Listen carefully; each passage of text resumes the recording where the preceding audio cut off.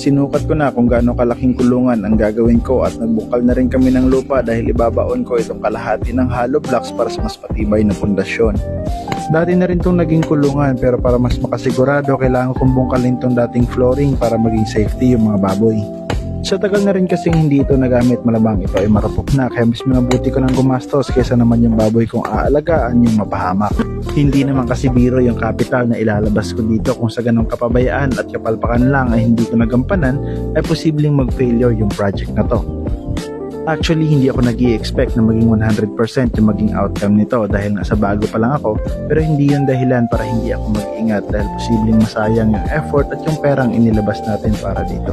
Medyo risky yung negosyo na to dahil minsan pwede kang matalo at pwede ka ring manalo, nakadepende na lang yan sa effort at sa mga ginagawa mo kung tama ba ito o mali.